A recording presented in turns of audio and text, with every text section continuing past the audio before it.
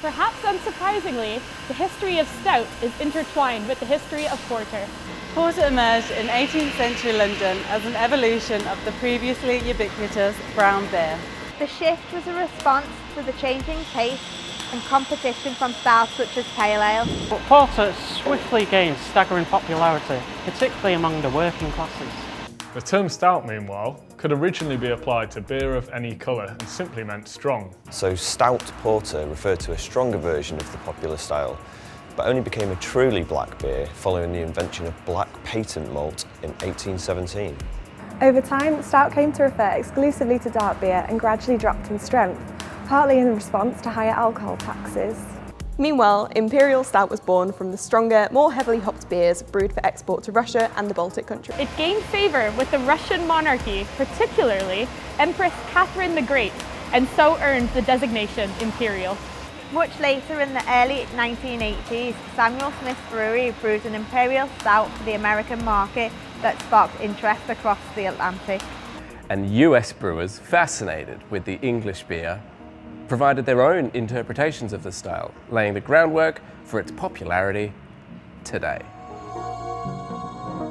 The starting point for anyone that likes stout is Guinness. And I drink it still every day. Well, maybe not every day, that's maybe pushing it. I drink it a lot though.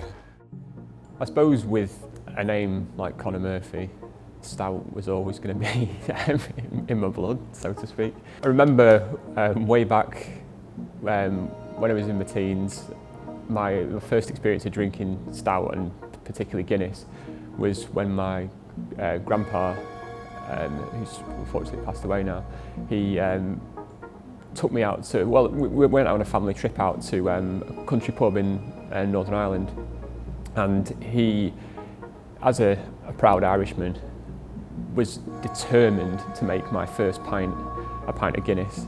So he absolutely insisted that day that with my lunch I had a pint of Guinness.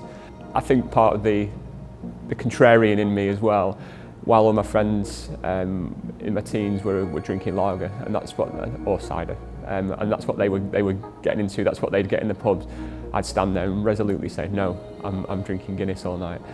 So what I look for in a stout is a mixture of both flavour but also experience, like the setting in which I'm drinking it.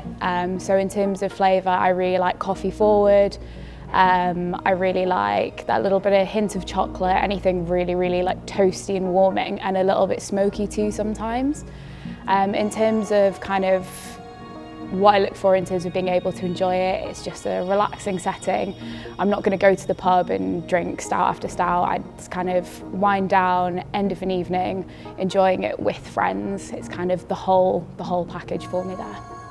I look for in a stout is two things really. So either I want a stout to be roasty, to be rich in flavour, you know, like kind of dark fruit notes, chocolate, coffee, things like that, with a dry finish, drinkability, a bit like Step Up, our 5% stout we brew with Rock Leopard.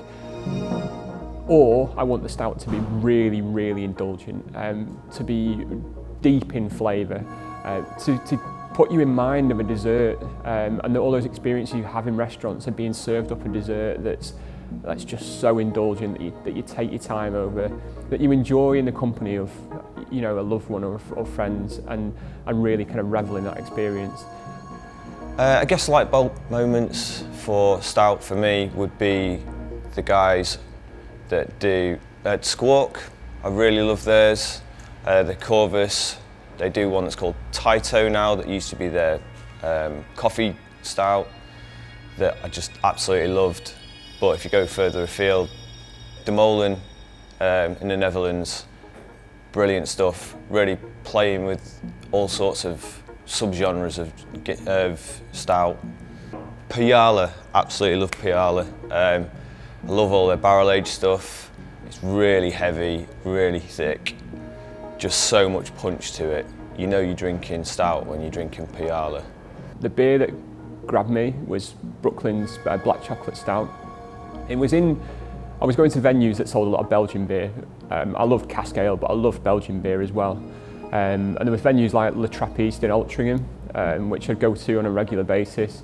And I remember, amidst all the kind of Belgian classics, one time seeing this bottle of black chocolate stout from Brooklyn and trying it and being absolutely blown away by what I had.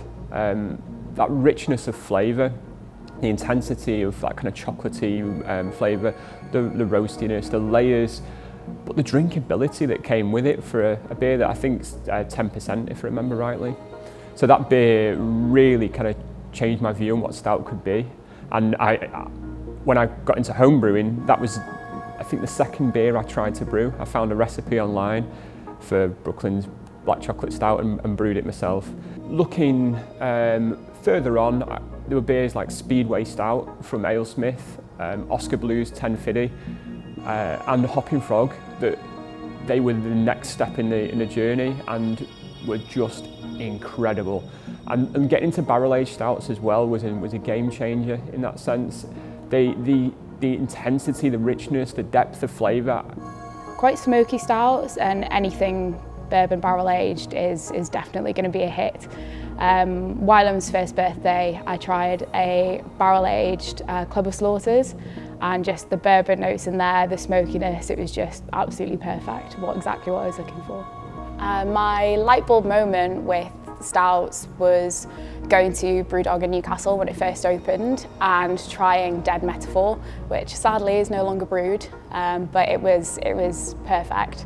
It was unlike anything I'd ever drunk before. It was a collaboration brew and it was just perfect. The people that I would go to the pub with and go for a drink with, we're all quite lager forward people, so to have something that was so different to what I'd usually drink, that had all these amazing flavours and like the maltiness, just everything there all together. It was completely unlike anything I'd ever had before, and I knew that like this was what I wanted to be drinking.